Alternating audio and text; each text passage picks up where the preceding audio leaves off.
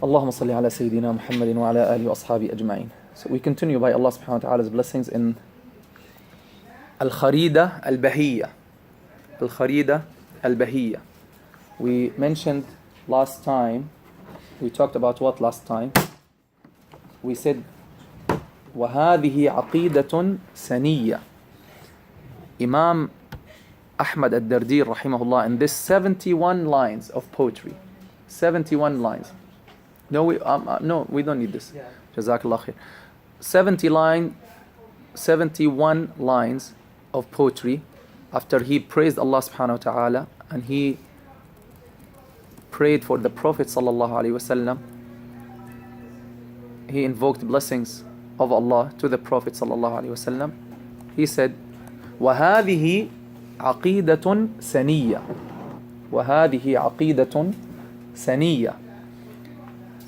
سميتها الخريدة البهية. وهذه عقيدة سنية سميتها الخريدة البهية. We can ماشي, will not waste time in writing it. وهذه عقيدة سنية سميتها الخريدة البهية. هذه means this poem that I'm about to write. عقيدة سنية سميتها الخريدة البهية. Aqeeda, as we mentioned, it's from fa'ila, the scale or the form or the pattern fa'ila, and this pattern means maf'ula. Example, farida means mafruda, means prescribed. Okay, qatila means maqtula. So aqeeda means ma'quda. So in the language, this word means something that is tied very hard. That's aqeeda. Something that is tied very hard. It's from aqd. Aqd is a contract. Aqd is tying. From uqda also. وَمِن شَرِّ النَّفَّاثَاتِ فِي الْعُقَدِ. Right? So all these meanings come to the root of what? Of tying something hardly to another thing. Of connection. Okay? These are the meanings of aqeeda. Or this is the root of the word aqeeda. This is why we said aqeeda is something you believe in without any doubt. And we mentioned the ayah, Surah Al-Hujurat, right? إنما المؤمنون الذين آمنوا بالله ورسوله ثم لم يرتابوا. Right? إنما المؤمنون الذين آمنوا بالله ورسوله ثم لم يرتابوا. The believers, the true believers, are those who believed in Allah and His Messenger, then they did not have doubt. So aqeeda means no doubt. How can you have no doubt? When you learn it based on the right way that our great scholars explained and taught and passed down to us, you will not have doubts. So the word aqeeda in itself, he's saying وَهَذِهِ عَقِيدَةٌ. In this sense, it means a set of beliefs. So in this sense, it means what? When he says وَهَذِهِ عَقِيدَةٌ means what? These are, or this aqeeda means this is the set of beliefs that Muslims have to believe in, or Muslims have to have in their hearts. Clear? وَهَذِهِ عَقِيدَةٌ. Now, this word could be made plural. Who knows the plural of aqeeda? Aqaid. Very good. So aqaid is, we can say, doctrines or creeds. Okay? So we can use both. When he says aqeeda, it could mean, depends on the context, it could mean the set of beliefs that we have in Islam.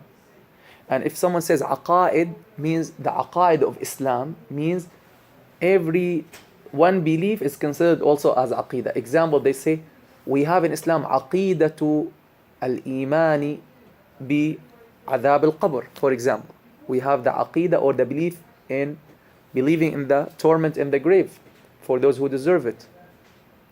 We have the aqeeda of believing in all of the messengers and the prophets that Allah sent over history. Do you understand?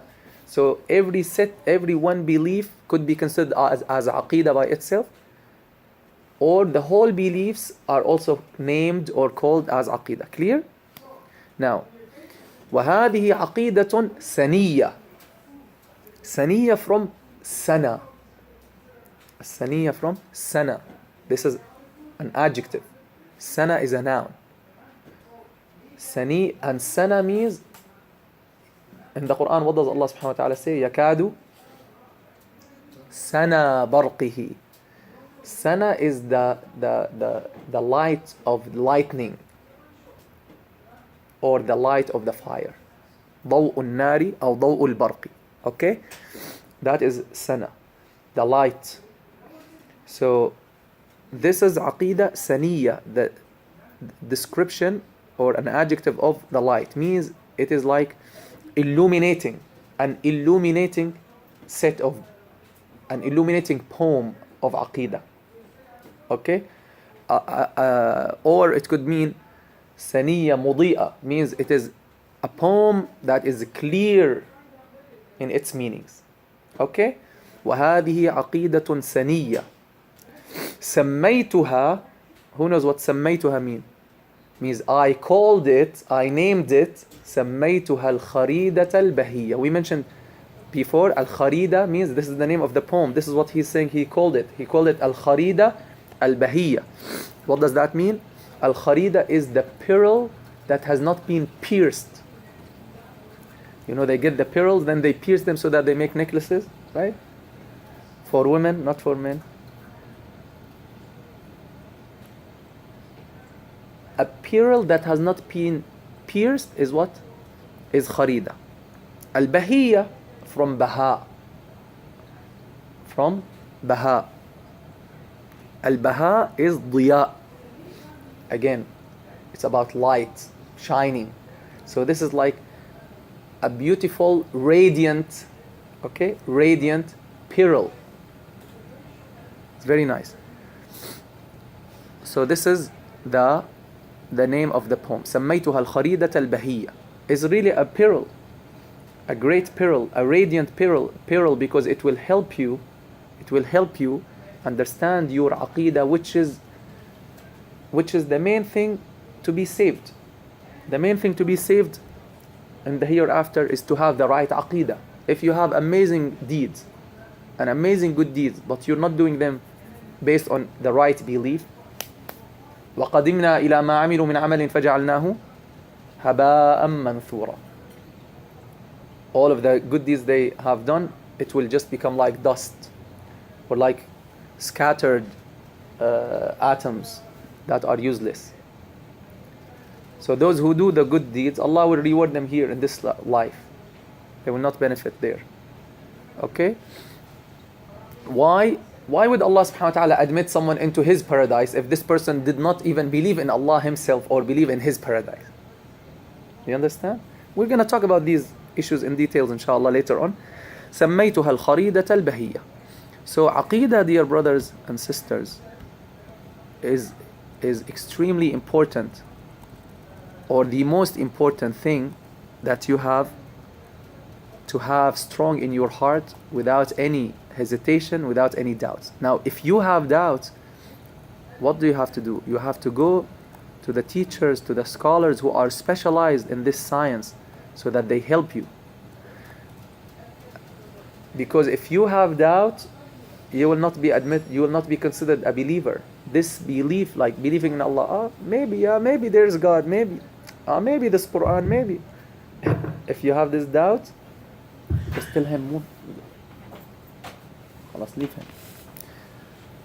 Allahu Akbar, Allahu Akbar. So that he doesn't come close to that. Allahu Akbar, Allahu Akbar. Allahu Akbar. I'll give you, who's not writing? Who's not writing? You're listening and you're listening at the same time, in all cases. So don't miss any hadith or any point. The true seekers of knowledge, they don't miss any hadith or any benefit. Right? Then you go and read.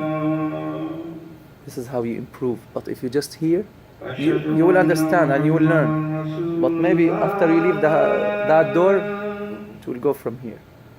So write down. Okay. أشهد أن سيدنا محمد رسول الله صلى الله عليه وسلم. I'll give you one hadith, very nice hadith, that shows you that you must have no doubt. in order to be admitted to Jannah. And it's not difficult, because this religion is based on certain proofs, not proofs. Okay? Let's take this hadith. Before we continue, maybe we can finish with this hadith, then we will inshallah cover and finish the muqaddimat, finish the introduction. Allahu Akbar, Allahu Akbar. Allahu Akbar, Allahu Akbar. La ilaha illallah. لا إله إلا الله اللهم صل على سيدنا محمد اللهم رب هذه الدعوة التامة والصلاة القائمة آت سيدنا محمد الوسيلة والفضيلة. So some people, they think when you hear the adhan, it's haram to talk or to speak. This is one of my viewers. He sent that question, and it's very good, alhamdulillah, to learn. It's not haram to speak when you hear the adhan. Okay, it's sunnah to repeat with the mu'adhin. But if you're involved in dhikr, you're involved talking about Allah subhanahu wa ta'ala, and you have limited time, it's okay to skip sometimes. Okay? But it's not haram at all. I never ever heard any scholar, and there isn't any proof that when the mu'adhin is making you must stop talking. No, it's not haram to speak while the adhan is going, but it's preferable and sunnah to do what? Repeat with the mu'adhin, then make salah ala nabi, then make dua al-wasila. Now, let's take and finish with this hadith about that you should have no doubt. Imam Muslim narrated from Sayyidina Abu Hurairah radiyallahu anhu. He said, we were with the Prophet sallallahu alaihi wasallam in the battle of Tabuk, and famine spread among the people. There was no food until they ran out of all supplies of food, until some of them they wanted to slaughter their own camels so that they can eat. Sayyidina Umar radiyallahu anhu, and this is of his great wisdom and knowledge, he said, Ya Rasulullah, why don't you ask the people to get whatever small remnants of food they have, let them gather it and make dua to Allah so that Allah will bless this food. So Rasulullah sallallahu alaihi wasallam accepted his idea. Then someone has some little amount like of wheat or barley or date, and some people they had the date stones, and the narrator he's saying they brought date stones, the stones of date. They said yes. He said, why would they have that? Look at the struggle and the conditions that they went through and the sacrifices that they made. He said, Sayyidina Umar radiyallahu anhu or Sayyidina Abu Hurairah, he said they used to eat the date, and then they will suckle the date stone. They will keep suckling it and they will drink water with it. So to this extent they will make use of the date, and they will not even throw those stones. They'll just suckle it and drink water with it. Then he said they brought people, they had some little amounts, and they put them together, and Rasulullah sallallahu alaihi wasallam prayed and to Allah subhanahu wa ta'ala to bless this little amount of food. So Allah subhanahu wa ta'ala responded to him until people filled their loads or their pots. They filled it with food. They filled their luggage with food. Now some people, during my discussions and conversation with many non-Muslims, they think that Rasulullah sallallahu alaihi wasallam doesn't have miracles. So I told him, the Prophet sallallahu alaihi wasallam has hundreds of miracles. They come and tell you, Jesus, he fed 5,000 people. I said, well, the Prophet sallallahu alaihi wasallam, same thing. And I tell him, look, in the Bible, there are people who gave life, like Elijah, he gave life to a baby, just like Sayyidina Isa. We tell them in the Holy Quran there are 5 miracles. Think of this and get me the question if you know the answer, if you know those 5 miracles. There are 5 miracles for Sayyidina Isa, for Jesus, in the Holy Quran, and they're not mentioned in the Bible. 5. So Miracles for all the prophets. Anyway, the Prophet ﷺ, upon that, he said, when he saw how Allah responded to him and people are witnessing, this is certainty that Allah is supporting this man. So he said, sallallahu alaihi wasallam, at that point, he said, I bear witness that there is none worthy of worship but Allah, and that I am Allah's messenger. Then he said, no servant of Allah will meet Allah with this testimony غَيْرَ شَاكٍ فِيهِمَا, without having doubt in them, except that he will enter Jannah. Except that he will enter Jannah. So that is the point. If you believe in Allah subhanahu wa ta'ala, that He is the only Lord and God who deserves to be worshipped, and that Sayyiduna Muhammad sallallahu alaihi wasallam, Prophet Muhammad, is Allah's servant and messenger, and you follow this religion, without any doubt, you will be of the people of Jannah. May Allah subhanahu wa ta'ala help us to apply that and make us of those who listen to the speech and follow its best. Sallallahu ala Sayyidina Muhammad, alhamdulillahi rabbil alameen.